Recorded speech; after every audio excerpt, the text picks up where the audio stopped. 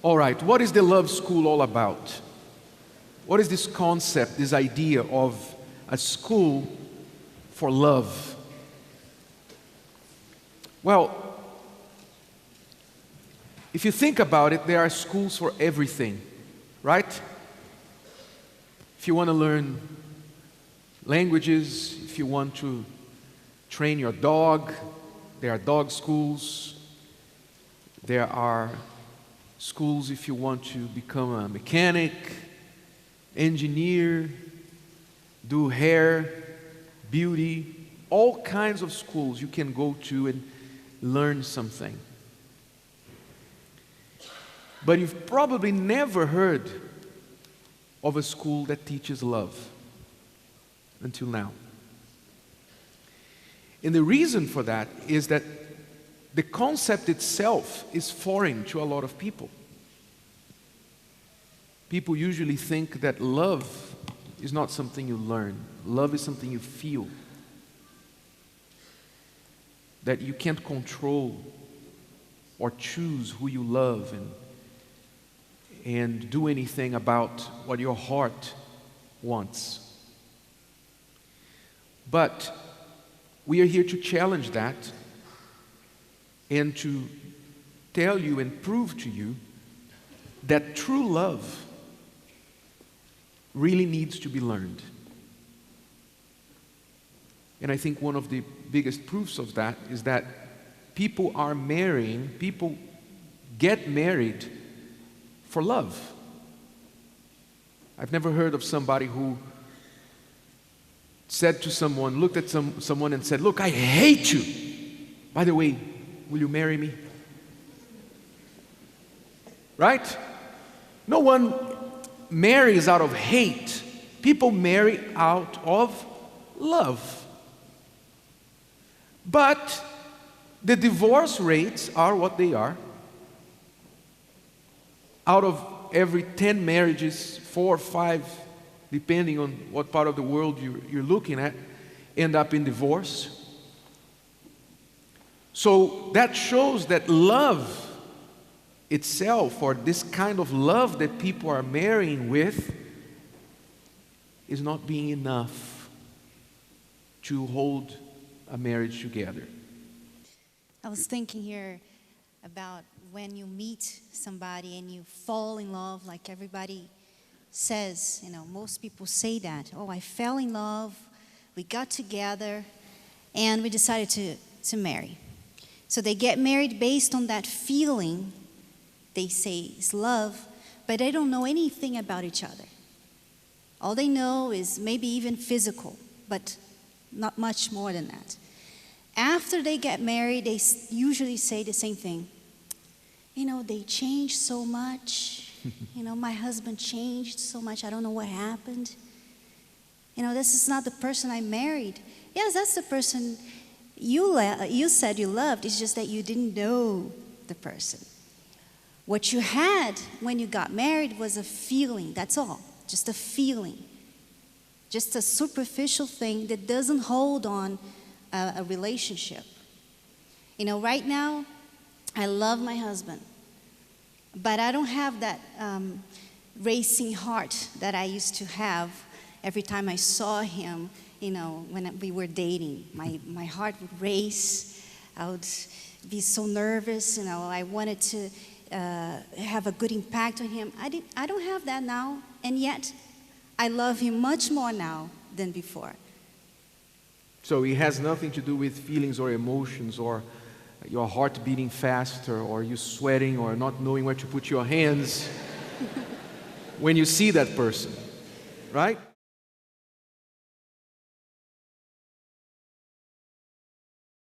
Then someone might say, well, but it's so difficult to get to know people because people are so complicated. My husband is so complicated. My wife is so complicated. It's so difficult. Everybody's different. How do I get to know, especially if he doesn't cooperate, if she doesn't cooperate, doesn't want to work together on the relationship? Well, people are different. Of course, everyone is unique, but they are not as different as you might think. People are not as different as you might think. In fact, there's an old study, some of you might have come across, that says that there are basically 4 kinds of people in the world. Only 4. Of course, with variations here and there, but mainly, basically, there are 4 kinds of people in the world. And you fit into one of these 4. So pay attention, because you are about to know more about yourself now and your partner, or your future partner, okay? What are these 4 kinds of people? We call them doers, fun people, perfectionists, and peaceful people. These are the 4 basic types of people that exist in the world. And when I first came across this, I thought, that's too much, that's an exaggeration. But the more I think about it, the more I study people, the more I look at people, the more I agree with this. It's true. Let's understand what each of these are. So, let's look at the types of people who are doers, okay? People who are doers are those people who like, of course, to do things. They get their adrenaline from doing things, from achieving things. They get joy from their work. And because they are doers, they want results, and they want to get results quickly. They like to be in control. They like to be in control. They are natural leaders. These people are people that are always busy doing something. In fact, if you find a doer doing nothing, he's pretty much dead. Okay? You can check the pulse, because he's pretty much gone. Because a doer lives off the doing. He likes doing things. He likes to be busy. In fact, if you want something done, if you have a job, you want something done, anything done, give it to a doer. Give it to this kind of person. Because they will move heaven and earth and get it done. They will steamroll over people. They will trample on people. They will not care about people's feelings just to get what? Things done. Because that's who they are. They are doers. All right? These are one main kinds of people. And how do they handle the other 3? Here's where it gets interesting. Because we're talking about relationships, remember. How do doers deal with the other 3 kinds of people? Basically like this. Doers look at the fun people. They look at the fun people and they say, you just want to play. You just want to have fun. I don't have time for this. So doers criticize fun people because they want to have fun. They take time off to play, and they are always too busy to play, so they look down on fun people. Like I used to talk to my wife. I would say to her, how can you be suggesting that we go to the cinema when there's so much to do? Right? This is a favorite phrase of doers. How do they deal with perfectionists? Doers deal with perfectionists this way. It's taking too long. Come on, you're taking too long. This needs to be done. The perfectionist usually takes longer because everything the perfectionist does has to be what? Perfect. So he takes long to do it. And it annoys the doer because the doer wants things yesterday. And as long as it's good enough, it's good. Don't spend any more time on it than you need. So that's how they deal with the perfectionists. Start thinking about this in terms of marriage, okay? How a doer married to a perfectionist or married to a fun person, how this relationship is going to be like. How does a doer deal with a peaceful person?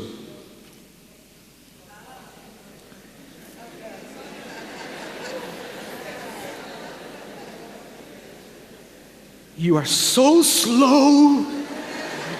It really gets to me, you know. You're so slow.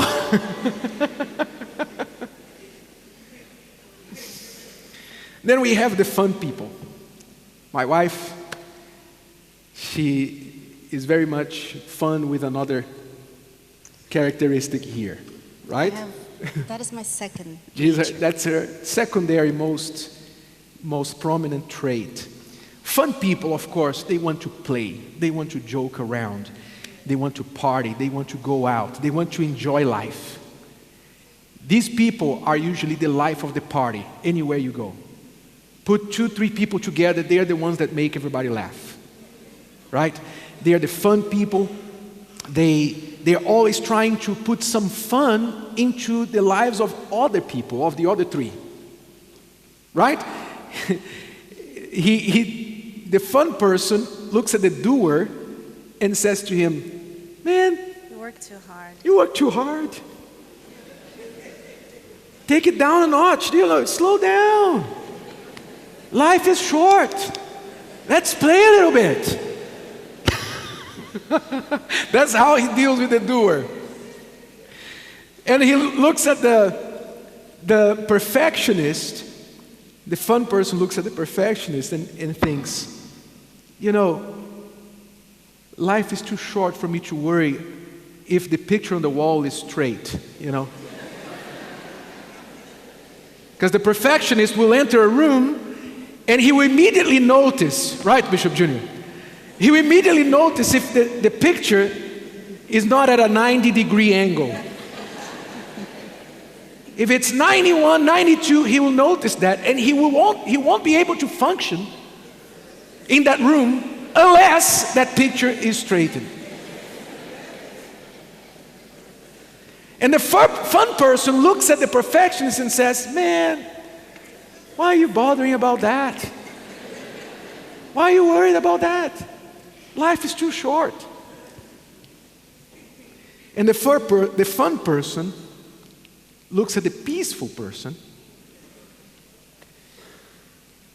The peaceful person is there, of course, very peaceful, very quiet.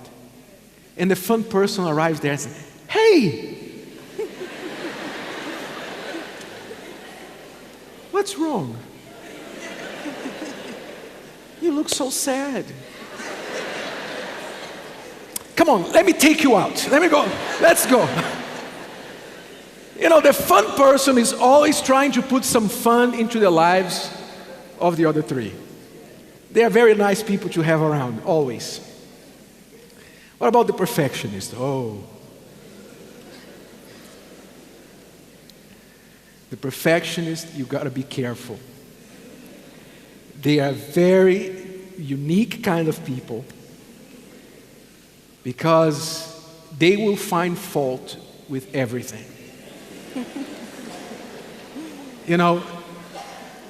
Nothing is ever good enough or right. No way. They can always think of a better way of doing something. They always think of a better way. They always think how this could be better, how this could be different, and they're always thinking about how they can improve something. And they get very offended if you do not appreciate their genius. Right? Most artists are perfectionists. And that's why most artists are very sensitive, very emotional. They are very difficult people to deal with because it's their art. How dare you not appreciate what they've done or what they do? How do they deal with the other 3? They look at the doers and say, yeah, you can do all right, but you don't do it right. You do a lot, but you don't do it right. So they criticize the doers for being sloppy or, not paying attention to detail and things like that. They look at the fun person and they say, you see, that's why you never get anything right. You're always playing. You're never serious about anything. Everything for you is fun. Everything for you is a joke, is a game. That's why you never get anything right. And they look at the peaceful person And they are always trying to think how they can improve that peaceful person. How they can make that person's life be better. Look, maybe you can study this, or maybe you can learn that. Maybe you can do this better. They are always trying to tell the peaceful person to live their lives in a different way, in a more perfect way.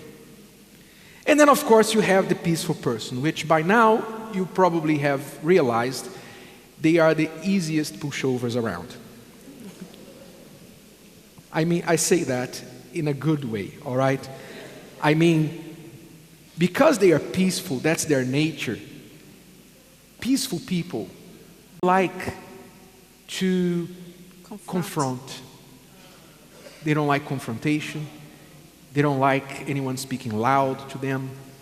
They don't like, if they buy something and it's defective, when they find it at home, it's defective, they're very shy to go back and complain at the store. They don't want confrontation. They prefer to write a letter or an email rather than picking up the phone or speaking to somebody in person. And therefore they are very easily influenced by the other three. The other three are always trying to convert the peaceful person into what they are, right? The doer wants the peaceful to become a doer. The perfectionist wants the peaceful to become perfectionist. So everyone is always bossing the peaceful person around, telling them what to do, how to be, how to live their lives. And of course, the peaceful person just plays along, and because what's very important for a peaceful person is to get along with everybody. Right? They just want to get along. The peaceful person likes to mull something over, think it over, to think about something. One of their favorite phrases is, "Let me think about that."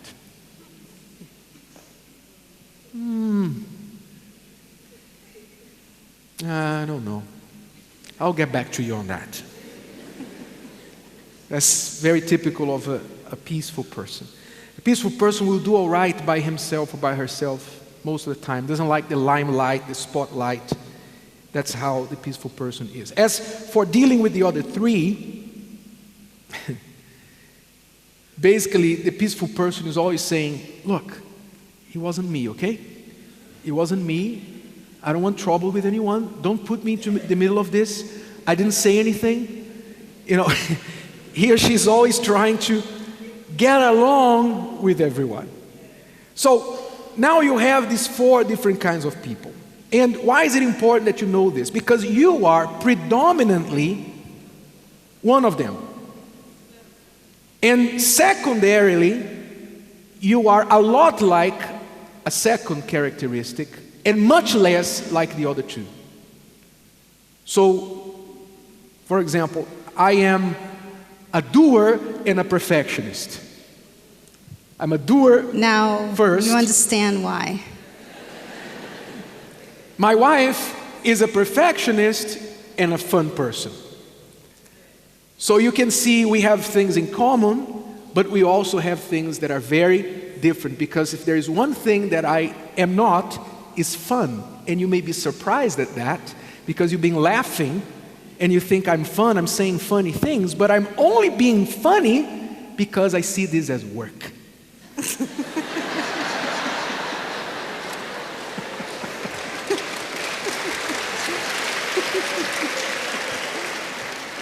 But normally, if I'm not working, I don't make any effort to be fun. All right? So, it's also important that you know who you are in these 4 quadrants there and who your partner is, because each one of us, the way we are, we want something for who we are. We want some kind of behavior or some kind of treatment, response from our partners and from people in general for the way we are. Okay? So for example, and how this is important, because now you're going to learn how to deal with these kinds of people, okay? If you're married to a doer, how to deal with a doer, how to deal with a peaceful person, how to deal with a perfectionist, etc. So pay attention. Doers, what do they want? They want appreciation. Because they're always doing something, they're always achieving something, bringing results, what do they want? They want praise. They want recognition. They want somebody to say to them, look, man, you made this happen. If it weren't for you, we were doomed. We'd be doomed. You saved the day, man. Doers like to be recognized for what they do, for what they achieve, for the results that they bring. Rather than being told to slow down, because you try to tell a doer to slow down, it's like you're trying to take his soul out of him. Okay? In fact, one way of dealing with a doer is to allow him to spend time doing what he likes. Because that's where he gets his adrenaline, his energy for life. Okay? So if you're married to a doer, cover him, cover her with appreciation. You do this so well. Oh my God, I don't know how you came up with this. This is so great. Find what he's doing interesting as well. Be interested in what he did or he does. Like if he did something out of the ordinary, something that he created, you have to notice it. You have to see it. If you just, one more thing that you've done, it's just your obligation. Kills him. It's nothing more than your obligation. That kills the doer. Right? It kills the doer. A lot of women, they do that because their husband works hard, and then they work hard because that's their way of showing that they love their wife. I'm killing myself to bring money home, to put you in this house, etc., etc. And some wives, they just look at them and say, yeah, but that's your obligation.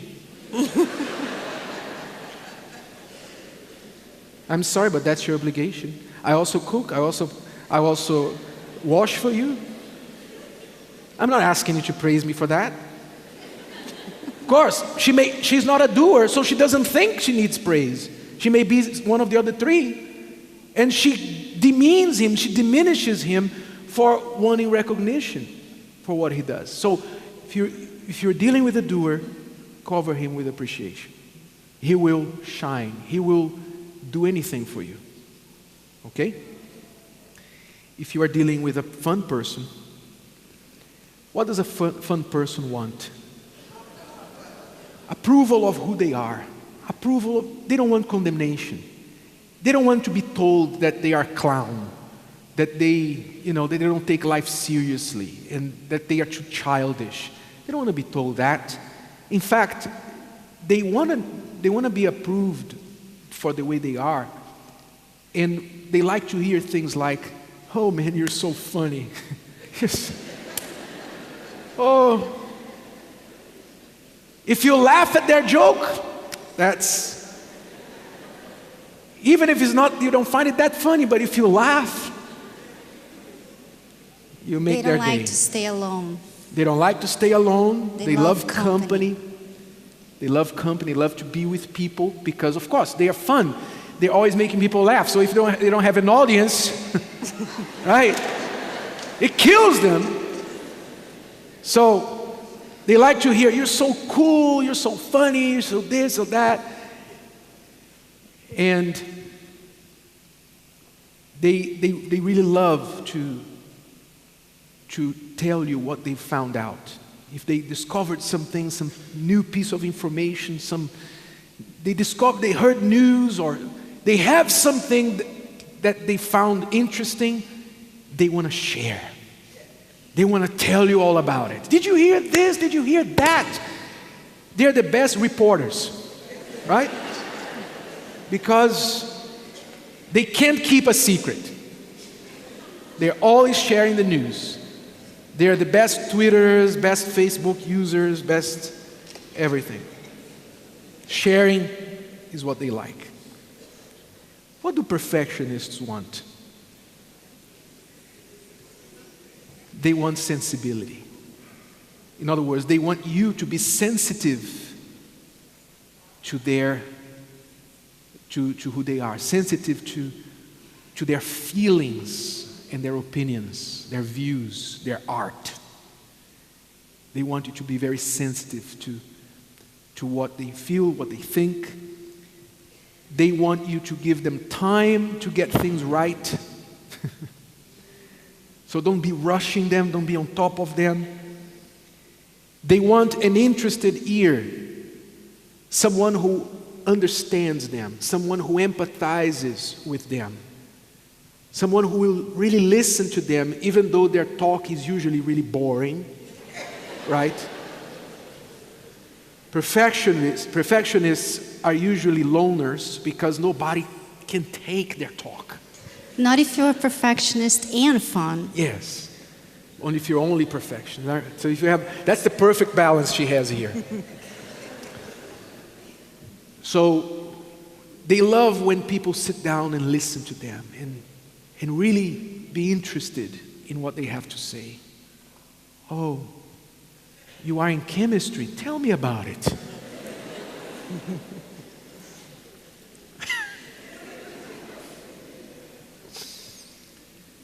They want their art to be noticed because they spend so much time making sure it's at a 90-degree angle, or that, you know, if you enter their office, their desk will have the calculator here and the pen parallel to the calculator, right?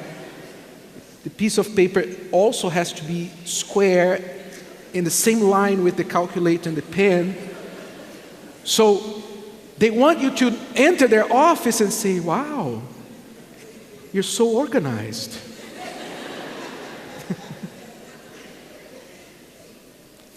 So they want to be noticed for all their hard work, all the pain they put themselves through to get small things, small details right.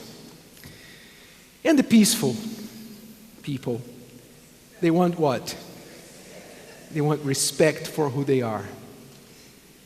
You know, they are by far the easiest people to get along with, the peaceful people. They are the easiest by far to get along with. But do not push them too far. Okay? Don't push them too far, because they will go real psycho on you.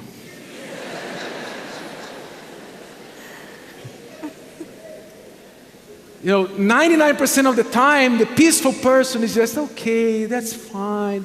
No, don't mind. No, I wasn't offended. No, that's okay. I wasn't offended. Forget about it.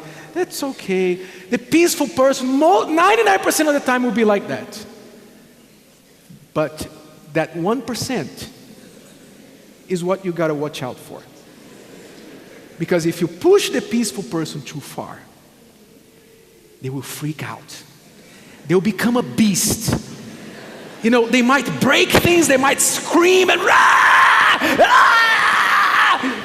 And people are going to be, my God, what happened? He's usually so peaceful.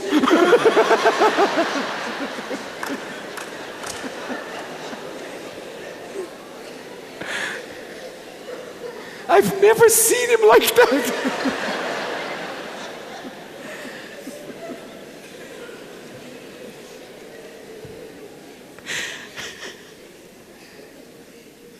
Have you ever seen anybody like that?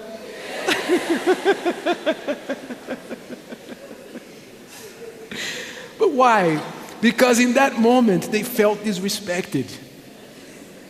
You know, they think, because their rationale is like this: look, I don't demand a lot, all right? I don't ask for much, okay? The least you can give me is respect.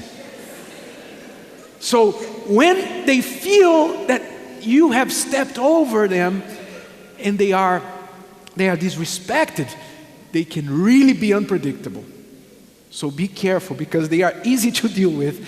But in those moments, just run for cover, all right? Don't try to talk them down or anything. Just realize that you made a mistake, apologize, and Don't try to understand. They love when you give them their space. You just let them be, right? Give them their space. Don't demand, don't rush them. That's what they love.